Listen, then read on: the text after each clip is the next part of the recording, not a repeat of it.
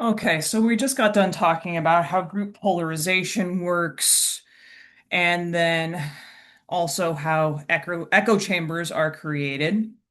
And so let's take a different direction here a little bit and talk about the concept of groupthink, which was a concept developed by Irving Janis, who did study major policy decision failures, and this is the result of that.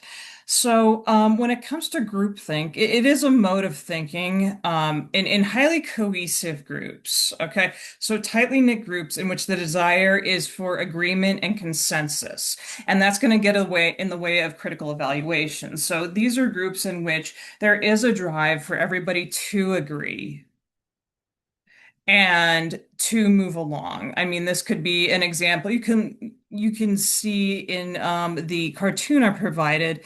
Again, we're just looking for harmony. Everybody's just looking to get on with it. And so you see people that are saying, okay, yeah, let's do it.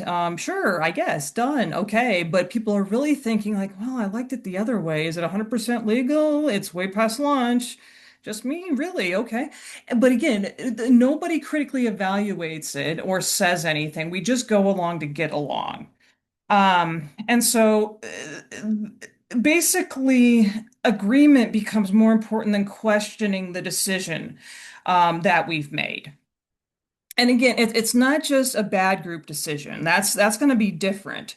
And it's not just that everybody's going to agree because groups can agree and be correct. The problem is the process. Um, the group is prioritizing the cohesion and consensus and loyalty and possibly avoiding conflict over any sort of alternatives or any evidence to the contrary or taking risks or criticism. And because of that, that's how these bad decisions are made. And so we just talked about polarization, and with polarization, the group's going to become more extreme. With groupthink, we stop questioning ourselves as a group. And again, they can occur together. Um, and so, just as an example, we can look at this picture, and it could be a committee unanimously choosing option A after looking at A, B, and C. And you invite criticism, discuss risk, consult experts. And there's not necessarily there's consensus, but not necessarily groupthink here. The same decision, the leader strongly favors A. Nobody wants conflict. Concerns are withheld. Warnings are dismissed. That would be groupthink. So the agreement is an outcome of this. The groupthink is a problem with how the group gets there. So the question is, how would we know if a group is slipping into groupthink? So, what does it look like? And Janice did originally identify 8 different symptoms, but we're only going to go into like 3 overarching categories here. So the first is overconfidence. So you're seeing a group that doesn't think that they can fail, that they're immutable, so to speak. There's an illusion of invulnerability, immortality. They also have like a sense of moral superiority in that everything that we do is correct as well. Um, let's see here. Yes, we'll succeed. We underestimate the danger. We're the good guys. There's closed-mindedness. The warnings aren't actually a problem. There was really no risk. And if there are warnings or risks that do appear, we explain it away rather than reconsider it. We stereotype the outsiders. Any sort of critics, they're just stupid or weak or biased. They're actually the enemy that wants us to fail. And so that's going to make criticism easier to dismiss. There's also pressure toward agreement, and it could be direct pressure in that any sort of criticism or dissent is treated as disloyal or a problem. There also might be self-censorship in that, like, okay, oh my God, maybe I shouldn't bring this up because I know I'm going to get in trouble and they're going to think that, I'm the enemy. And so I'm just not going to bring anything up. Again, there's the illusion of unanimity. And so nobody objects because, again, it's unanimous, nobody objects. So apparently everybody agrees. But the reason nobody objects is possibly because everybody's individually withholding concerns. But again, we're not going to say anything. And this does go back to where we just talked about with pluralistic ignorance, in that people might be privately concerned, but publicly they stay silent. And we see everybody else being silent, and so thus there must not be a problem, and everybody agrees. So a group can appear unanimous because the people who disagree are not speaking up. Silence can look like agreement. And there are certain situations that make these warning signs much more likely. Okay, and so these are risk factors. They're not guarantees, they're just highly correlated. And usually there's high cohesion. Members are going to strongly value belonging to the group. High amounts of trust, cooperation, commitment. The problem is, though, is disagreement begins to feel like disloyalty if anybody does criticize any potential decisions or ideas. Acceptance matters. So you have that normative influence again, in that even if you're like, well, I'm pretty sure I disagree with this, but to make sure that I'm part of the group, I'm going to go along with that and be quiet. Also, isolation. Same people, same information, limited outsiders. We can look at that echo chamber. You have a directive leadership. You have a powerful, charismatic leader. They might ask for opinions, but they're really not asking for opinions. You know, as a subordinate, that you're not supposed to have an opinion. There's stress and time pressure. We need an answer right now. If we're going to actually come up with alternatives, that's going to take time, and we don't have time. Any sort of criticism or dissent or new ideas are going to take time. It's going to slow down the process. And so as a result of that, consensus is attractive because, oh my God, if this is going to take that much time, I'm just going to agree with everything because I've got things to go and do. Or we don't have the money to take that much time to draw this out farther. There's also weak decision procedures. There's no systematic alternatives. You can't play devil's advocate. There's no risk analysis procedure. There's no independent judgments. Good groups do need structure for disagreement. There needs to be something policy or procedure wise put into place for disagreement. And again, strong groups aren't groups without disagreement. These are groups that can tolerate disagreement without treating it as disloyalty. Those are strong groups. And cohesion is not the enemy. It's when it's unchallenged. So Janisch developed these ideas partly by examining really one of the most famous foreign policy failures in modern US history, which was the Bay of Pigs. Okay, this was in 1961, right after JFK took office. His I will try to put this together as easily as possible. So 1961, right after JFK took office, Fidel Castro came to power in Cuba in 1959. You know, this was Cold War times. The US was very concerned about Cuba, which was a communist country. The Eisenhower administration, the CIA, again, right before Kennedy, developed a plan. So Kennedy did inherit this. The plan was to train 1,400 Cuban exiles to land at the Bay of Pigs, basically invade it, establish a foothold, and they expected like an uprising or support inside of Cuba, and then for the people to overthrow Fidel Castro. Okay, so problem here. The assumptions were optimistic. There was a lot of secrecy that constrained the planning. They also underestimated Castro's forces and support within Cuba. The expected uprising did not materialize. So they literally expected that this basically invasion would spur the Cuban people to have their own uprising. That didn't happen. The support of the US was very politically constrained. Okay, so back to 61. April 17th, 1961, invasion happened. They were quickly overwhelmed. Most of the invading force was killed or captured within days. We really don't talk about this very much as Americans. Maybe we should. So everybody that was invading, again, a lot of those Cuban exiles were either killed or or captured. And it literally it failed catastrophically. Now, here's the thing about this is that the Kennedy's advisory group, same with the Eisenhower administration, these people are extremely intelligent and experienced people. So, literally, how did highly intelligent people approve such a flawed plan?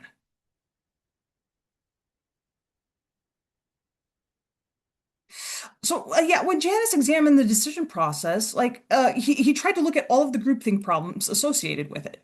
And in regard to this, during the planning, he found that yeah, there were serious concerns that were not fully voiced or pursued. There was a lot of self-censorship. Some advisors did have reservations about this, but they didn't express them because they didn't want to challenge the consensus or the president, whether that was Eisenhower or then Kennedy. There was the illusion of unanimity again. And again, because nobody said anything, then there was the thought, well, nobody's saying anything, so we must all be on board, and so I better just be quiet too. And then there was the illusion of invulnerability. We are the United States. We can do whatever we want. The invasion can succeed, and the uprising will occur because literally we are the United States.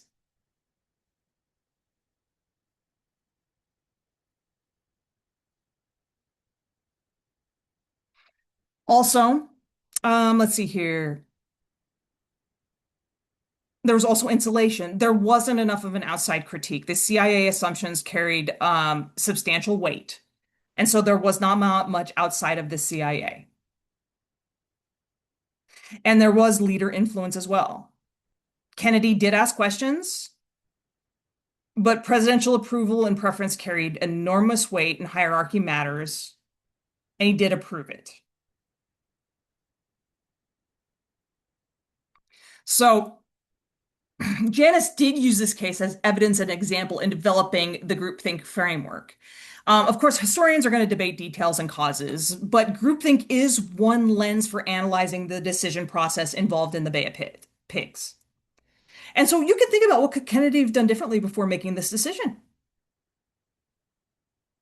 Maybe assign devil's advocates, have outside experts, maybe have an anonymous opinion box. Why not? Withhold his own preference, demand alternative options, require objections.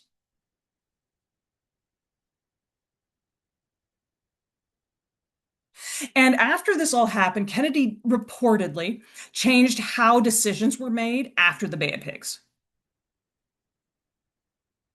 And there was a Cuban Missile Crisis after this. And during the Cuban Missile Crisis, it was shown that there was more of an encouragement of open debate and alternative evaluation. So the decision-making process did shift a little bit. So, yeah, we started out with talking about like, shouldn't more minds produce better decisions? And the Bay of Pigs shows more intelligence in the room doesn't always mean better decisions. A group can't benefit from information its members are afraid or unable to contribute. So now we're going to change gears. Group can make dangerous decisions in another way, one that doesn't require everyone to suppress disagreement. Sometimes everybody sees the warning signs. We've seen it before. Nothing happens. So eventually the warning stops feeling like a warning. And that is the normalization of deviance. And when not normal becomes normal. So Diane Vaughan was a sociologist, and she developed the concept through the analysis of the challenger, which we're going to talk about in the next slide. Now, deviance does not mean bad. You commonly hear deviance and you think, oh, that must mean bad or criminal. No, no, no, no. It's not. It means you're departing from expected standards. You're departing from what is considered quote unquote normal. So it could be a something as we saw the video last week of the person not um the people not turning around in the elevator. That is deviant. Go out to the Olive Garden, eat spaghetti with your hands. Deviant. It is just what is abnormal. That's all deviant is. Okay. Now, departure from expected standards. Now, what happens here in, let's talk about the deviation spiral in regard to, it could be in regard to anything, corruption, fraud. We'll talk about safety here because it's going to roll right into the challenger. But what happens is that, okay, deviation occurs, a safety rule is violated. Okay, let's see. There we have the original normal. Safety rules violated for the first time. Okay, nothing bad happens, like nothing, the world didn't blow up. Okay, so all right, not a bad thing. Okay, that's fine. No catastrophe. The deviation appeared safe. So the boundary shifts, and that becomes a new normal. Okay, and then it happens again. Nothing bad happens again. Great. Again, new normal. And we do this enough times that, again, what we initially consider to be risky is just part of what's normal. We take it for granted now. Again, like you don't wear safety equipment one time and nothing happens, you're going to do it again and again. And eventually, this is just how we've always done it.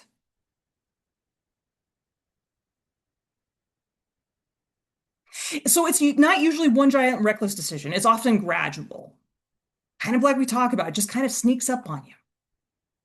Kind of going back to Milgram, one small step makes the next step easier. So the normalization of deviance occurs when repeated deviations or when deviations from standards gradually become accepted as normal because they repeatedly occur without negative consequences. So, one of the most famous cases, again, Space Shuttle Challenger. Now, this was in 1986, January 20th, 1986. Okay, so here we need to talk about some O-rings for a second. The O-ring issue is most important. So, let's see here. So, in regard to rocket boosters, I'm going to try to get this right. The shuttle solid rocket boosters contain rubber seals. Those are O-rings. Now, O-rings seal joints and prevent hot combustion gases from escaping, which is a good thing. Now, the problem here is that there was evidence of O-ring erosion and damage on earlier flights with this shuttle. So we have the warning sign there. But previous missions, okay, this damage occurred, but the shuttle still returned safely every single time. Okay, so again, we have the O-ring damage, no catastrophe. So apparently this damage is acceptable. Okay, this goes right back to what we were talking about in the deviation spiral. Okay, original normal. O-ring isn't great. O-ring erodes. Okay, nothing happens. So that's the new normal. Keeps happening, keeps happening. So, having eroded O-rings isn't that big of a deal after a while. Okay, great. Um, so yeah, anomalies gradually become incorporated into what is acceptable. So, yeah, let's see here. And just so we're clear here, as we keep going, the decisions did occur within NASA rules, precedent, evidence available, pressures, and evolving definitions of acceptable risk. I am not going to blame the NASA engineers. They were not careless. They were not stupid. This is a psychological group process. So, all right. Let's see here. Okay, so the Challenger was scheduled to launch under conditions that made the O-ring concern especially important. Okay, so yeah, January 27th, 1986. It was very cold. Um, let's see here. Engineers, let's see here. Engineers were concerned. Engineers at Morton Thiokol worried that the O-rings might not seal properly at low temperatures. So they did indicate that, okay, we are concerned about this. Roger Boisjoli, especially associated with the warning, concerns about the O-ring performance in cold temperatures. So there were people that said, don't launch. That was the initial engineering recommendation from these people. They supported this with prior experience and data. NASA challenged it. Um, the recommendation changed. The Challenger was cleared for launch. The NASA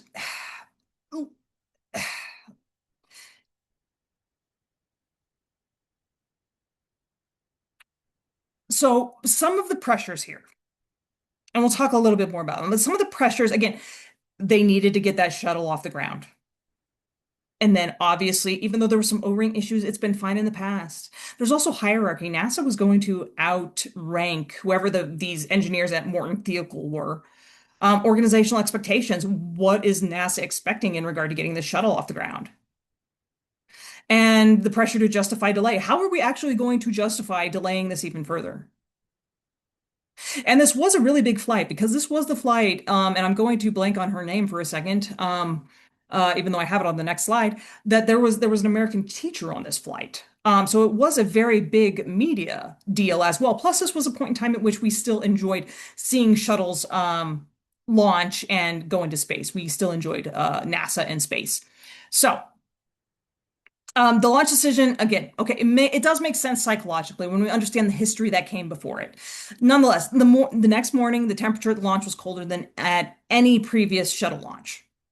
So, yeah, we have January 28th, 1986. Okay, so 7 crew members, I do have their name here: Francis Scobie, Michael Smith, Ronald McNair, Ellison Onizuka, Rudith Resnick, Gregory Jarvis, Krista McAuliffe, and McAuliffe was the teacher in the space project. And so, yes, there were school children around the country that were watching this. At 11:38 a.m., the Challenger did launch. The cold did affect the O-ring sealing. The gases did escape the joint. There was a catastrophic structural failure that followed. And unfortunately, 73 seconds after liftoff, the Challenger did break apart and all 7 crew members were killed. Now, no, the warning signs were not new. In a post-disaster investigation, there was O-ring failure, and decision-making and communication problems, organizational factors, and Vaughn, again, who talked about the normalization of deviance, later analyzed the broader organizational process. It's not that there was just one bad decision. It's that normalization occurred over time. And so, or normalization occurred, again, the O-ring erosion becomes tolerated. Successful flights reinforced acceptance. There was a boundary of acceptable performance shifts. So the warning was not just ignored once. It was interpreted, it was accepted within the definition of risks and repeated and repeated and repeated and normalized. And so that past success of the shuttle became part of the reason the future risk was underestimated. So let's look at it again, just groupthink or normalization of deviance. Okay, in regard to delineating between these two. So again, with groupthink, again, there's going to be pressure toward consensus that interferes with critical evaluation. Everybody agrees, let's not disrupt the group. Okay, I'm not going to say anything. Let's not get in the way. Then you have normalization of deviance. This is when there's repeated deviations from the norm without disaster. Redefine what's acceptable. We've done this before, nothing happened last time. Apparently this is okay, so let's keep going. And again, they can occur, but they're not the same process. So that's what's important. Okay. We're just going to keep rolling here. So can groups make better decisions? Let's flip this a little bit. Yes, they can. You can invite dissent. A leader can explicitly say, tell me why this could fail. What are we missing? Reward concerns, don't punish it.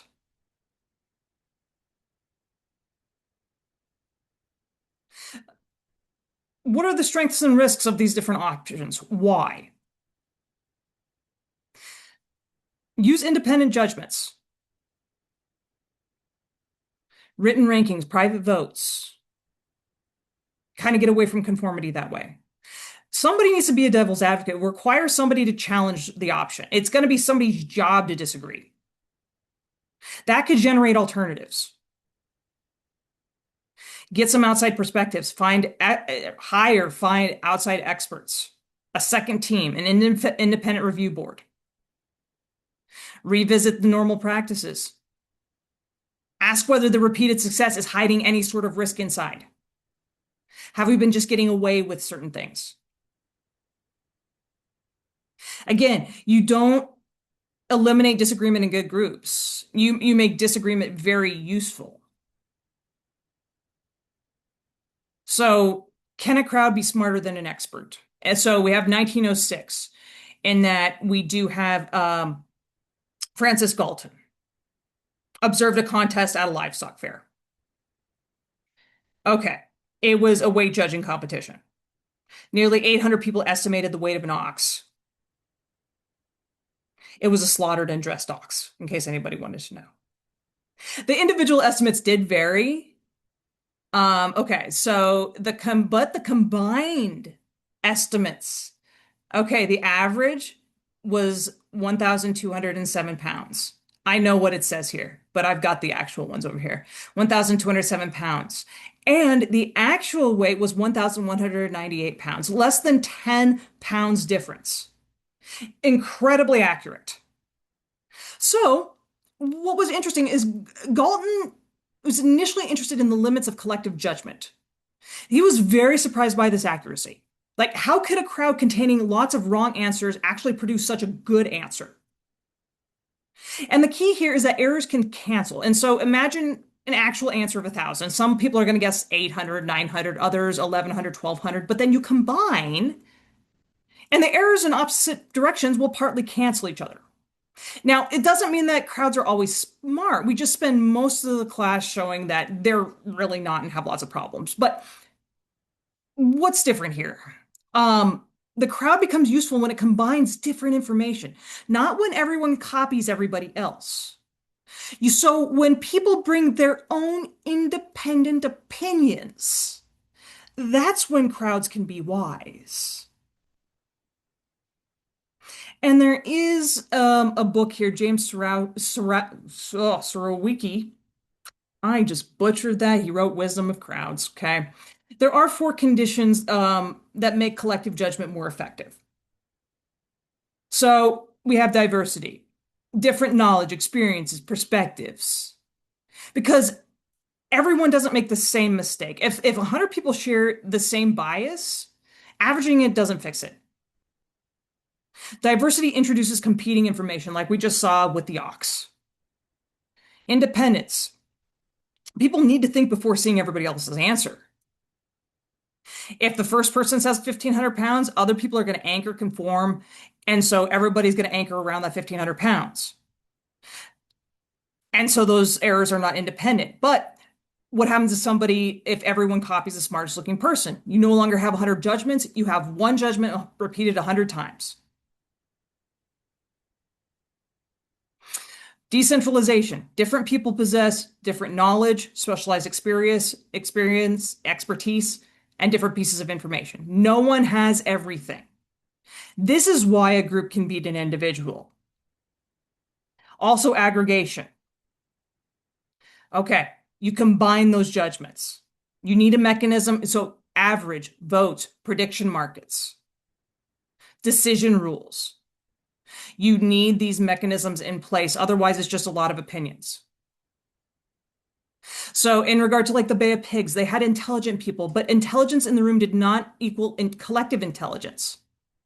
If information was withheld, disagreements suppressed, assumptions shared, the group doesn't have access to the full informational advantage. So the value of a group comes from the information that is genuinely different and allowed in the decision.